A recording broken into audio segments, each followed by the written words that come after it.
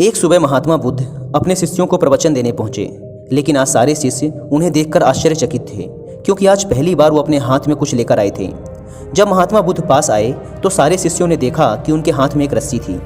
भगवान बुद्ध ने आसन ग्रहण किया। वह बिना कुछ बोले वो रस्सी में गांठ लगाने लगे। वहाँ उपस्थित सभी शिष्य यह सोच रहे थे कि आज बुद्ध इस रस्सी के माध्यम से क्या सिखाना चाह रहे हैं और अब वो आगे क्या करेंगे। तभी बुद्ध ने सभी से एक प्रश्न किया। उन्होंने कहा, मैंने इस रस्सी में 3 गांठें लगा दी हैं। अब मैं आप लोगों से यह जानना चाहता हूँ कि क्या ये वही रस्सी है जो गांठ लगाने से पहले थी। तब एक शिष्य ने कहा, बुद्धा, इसका उत्तर देना थोड़ा कठिन है। यह वास्तव में हमारे देखने के तरीके पर निर्भर करता है। एक दृष्टिकोण से देखें तो ये वही रस्सी है, इसमें कोई बदलाव नहीं हुआ। लेकिन दूसरे नज़रिए से देखें तो अब इसमें 3 गांठें पड़ चुकी हैं जो पहले नहीं थी, इसलिए इसे बदला हुआ भी कह सकते हैं। लेकिन ये बात भी ध्यान देने वाली है कि बाहर से देखने में भले ही ये बदली हुई प्रतीत हो, पर अंदर से तो ये वही है जो पहले थी। इसका बुनियादी स्वरूप अभी भी वही है। सत्य है, भगवान बुद्ध ने कहा। अब मैं इन गांठों को खोल देता हूँ। यह कहकर भगवान बुद्ध रस्सी के दोनों सिरों को एक दूसरे से दूर खींचने लगे। फिर उन्होंने शिष्यों से पूछा, आप लोगों को क्या लगता है, क्या रस्सी को इस प्रकार से खींचकर इन गांठों को खोला जा सकता है? तभी एक शिष्य ने जवाब दिया, नहीं नहीं, ऐसा करने से तो ये गांठें और भी ज़्यादा कस जाएंगी और इन्हें खोलना और भी मुश्किल हो जाएगा। बुद्ध ने कहा, ठीक है, अब एक आखिरी प्रश्न बताओ, अब इन गांठों को खोलने के लिए हमें क्या करना पड़ेगा?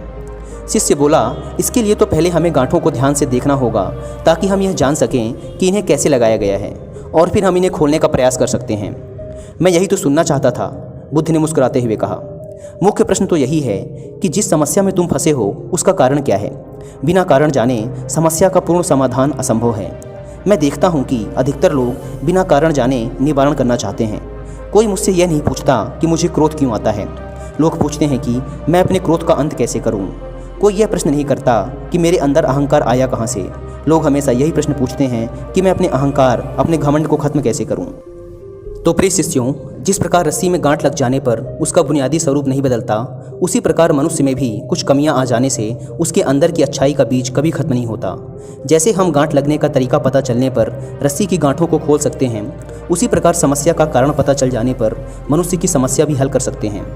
मेरे प्रिय शिष्यों, मैं चाहता हूँ कि तुम इस बात को समझो कि जब तक जीवन है तब तक समस्याएँ भी रहेंगी, और अगर समस्याएँ हैं तो उनका समाधान भी अवश्य होगा। बस ज़रूरत है तो हमें उस समस्या के कारण तक जाने की। यदि हम समस्या के कारण को अच्छे से जान लेते हैं तो हमें उसका समाधान भी अवश्य ही मिल जाएगा। और यह कहते हुए भगवान बुद्ध ने अपनी बातें समाप्त की।